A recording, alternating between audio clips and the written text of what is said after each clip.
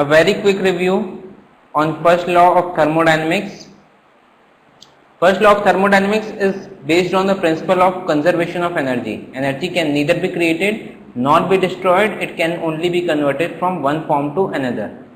For any cyclic process for a closed system, first law says total cyclic integral of Q is equal to cyclic integral of W, or total summation of Q is equal to total summation of W.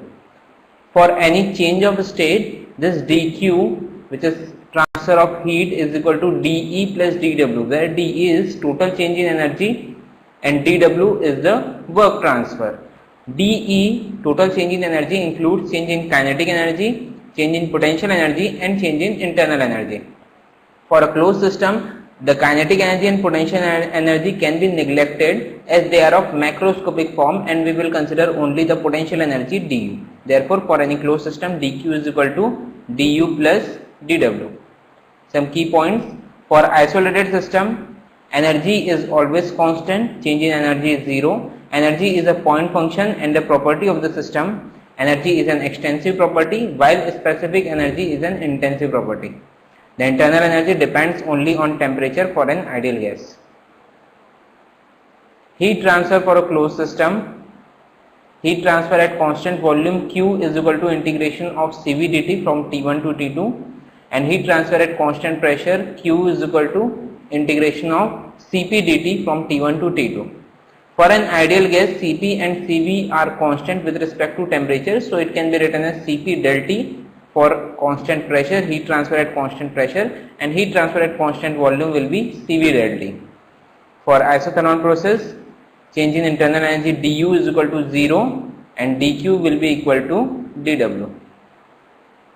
In adiabatic process, heat transfer dQ is equal to 0.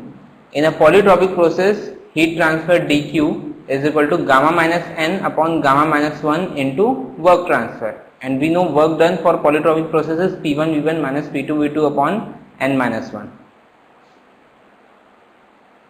Some key points: heat transfer at constant volume increases the internal energy of the system.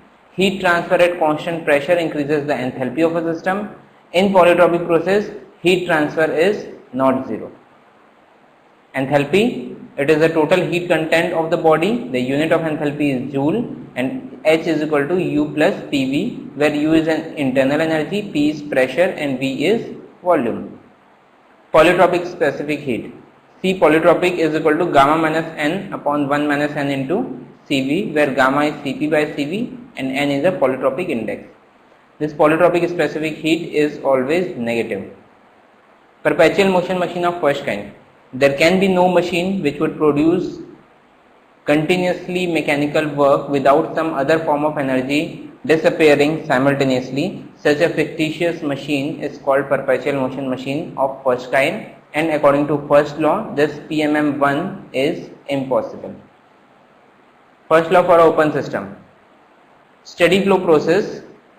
In a flow, thermodynamic properties do not change with time at different location, then the process is called as steady flow process. In a steady flow process, there is no accumulation of mass or energy in a control volume, that is, conservation of mass and energy occurs. Here you can see an open system. Inlet conditions are C1, U1, P1, V1, T1. C is velocity, U is internal energy, P and V are pressure and volume respectively, T is the temperature, and Z is the elevation from datum line, and it is getting exit from point 2. Heat Q is getting inside and it is doing a work W. Then steady flow energy equation says H1 plus C1 square by 2 plus GZ1 plus Q is equal to H2 plus C2 square by 2 plus GZ2 plus W, where H is enthalpy, the unit is in kilojoule per kg, and Q and W are also in kilojoule per kg. Q is heat given, W is work transfer. Different applications. First, nozzle. A nozzle is a device which increases the velocity or kinetic energy of fluid at the expense of the pressure drop. A diffuser is a device which increases the pressure of the fluid at the expense of kinetic energy.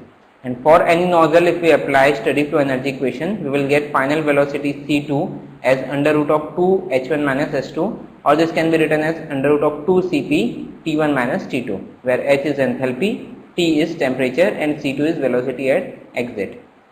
The conditions are nozzle should be perfectly insulated, dq should be 0, we are neglecting potential energy changes in the nozzle and no work is done by the nozzle. And last thing, the inlet velocity C1 is very less than the outlet velocity C2, that is inlet velocity is neglected. Next, for a turbine, if we apply steady flow energy equation, we will get work done is equal to H1 minus S2, where H1 is enthalpy at inlet of turbine and S2 is enthalpy at outlet of turbine. Following are the conditions. This turbine should be perfectly insulated, dq should be 0, the change in kinetic energy and potential energy are neglected. Next, compressor, work will be done on the system, so work will be equal to H2 minus H1. Enthalpy at 2 will be greater than enthalpy at 1, exit will be greater than enter. Conditions, this compressor should be perfectly insulated, change in potential energy and kinetic energy are neglected, and velocity should be equal, that is change in kinetic energy is neglected. Throttling device, for a throttling device the enthalpy is equal, that is H1 will be equal to S2, these are the conditions, no heat transfer, no work transfer, change in kinetic and potential energy are neglected, and thus we will have a constant enthalpy and it is an irreversible process. Now what is throttling process? When a fluid flows through a narrow passage like an orifice, partially opened valve, there is an appreciable drop in pressure.